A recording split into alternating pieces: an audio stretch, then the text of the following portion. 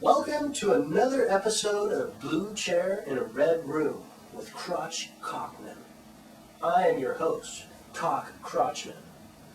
Tonight's special guest is Colonel Santiago from Buenos Aires, Michigan. Colonel Santiago is the leader of the Northern Territorial Revolutionary Front in eastern Los Angeles. Welcome, Colonel Santiago.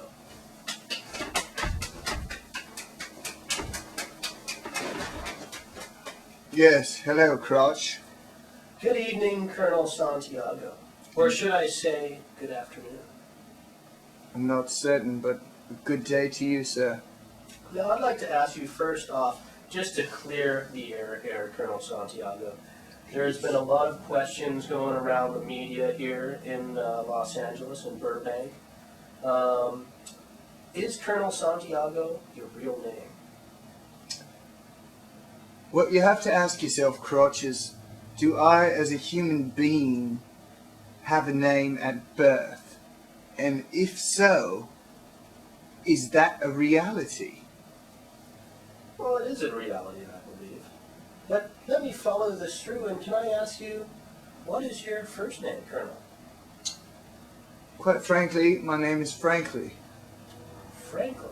So Frankly Santiago, Colonel, and also leader of the Northern Territorial Revolution. Obviously, our next question will be, what is the Northern Territorial Revolutionary Front in eastern Los Angeles, and how is it related to the barber shops on the west side of San Francisco? Well, funny thing is, it's not per se, Crotch.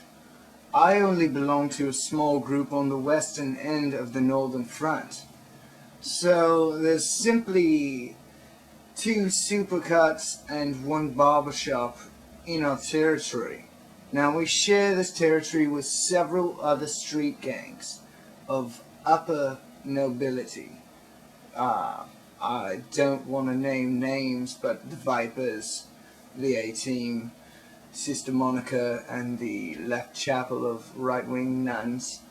There are several gay bashers and retarded folk in my neighborhood.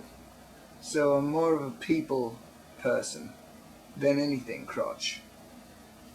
And is this related to the United States' plan of invading Iran?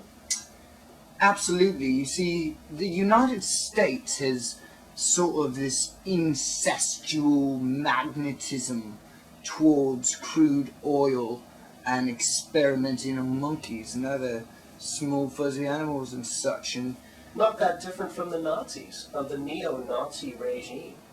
the very one and the same. You know, it's like my father used to say. That is quite amazing, really. Thank you. Let's go on to the next question. This came through via email, which is quite nice to have these days, I must admit. Very good. And this is from Barbara Westenheimer of Lower Manhattan, and she is asking you, Colonel, what is the color of your underwear? Well, to answer your question quite frankly, Barbara, I'm going commando today, and I have been for several years. I find that it is more uplifting. It makes a certain musical fairy noise in my pants, which I can't really explain. Is that what that was? Yes, when I talk about It's it, like a tweeter. it's kind of, it tickles a bit, to be honest. Now back to politics. Since you are a colonel, do you find that your military training helps you to deal with everyday crises, such as the recent rumors that you've been beating your children and wife? Yes, during my several years in the military, I was tortured and beaten on several random occasions myself, and I find that a good beatdown will not only uplift one's spirits, but make you grow in the long run. There's nothing like a good fat bloody lip or a sock in the nose to wake you up when things seem to be spinning out of control and such, you know? Now, being a role model for other people, do you find this necessary? And do you like Indian food? Well, I like to use wordplay when I'm eating Indian food, like, "Are you a leader?" And leader is almost like a ladder. I think Gorbachev used to do that. Yeah, and there's the water, and the spot on his head is like a spot of water. It looked like Only Antarctica. it's very discolored.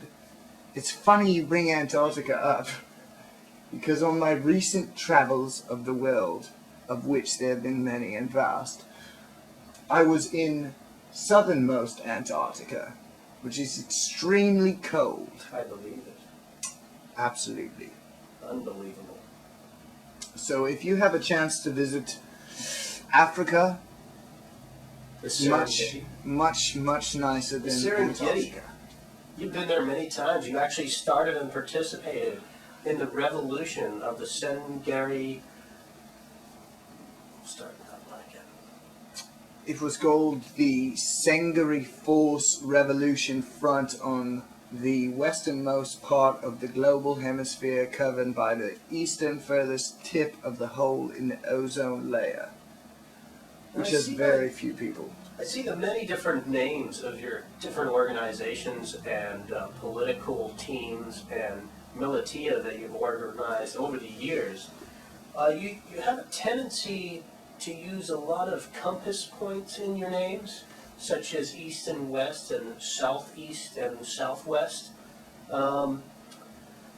Is there a reason for this? Are you very interested in geography? I've been asked this several times, and you might say, is there a method to your madness? Or is there a strategy behind your strategy?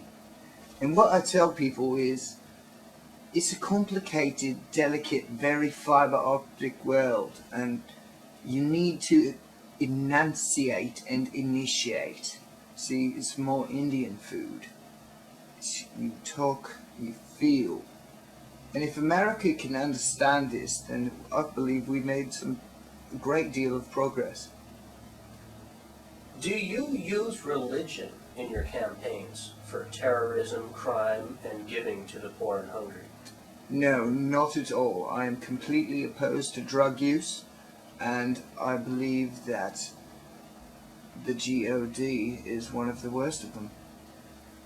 Now, when it comes to Social Security in America, and the fact that there are over 16 million immigrants moving to America every year, now does this actually make you a little more hungry and thirsty for knowledge and wisdom about the ancient ways of cooking Indian food?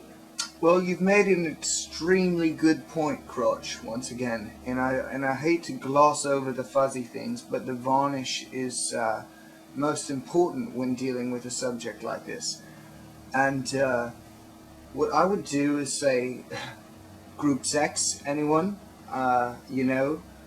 in this day and age, condoms, vasectomies, they're quite common, and if sexual relations are practiced safely, they can be a quite energizing and de-stressing, detoxifying situation when taken with a shot of wheatgrass. What an amazing man you are, Mr. Colonel Santiago. Yes, sir.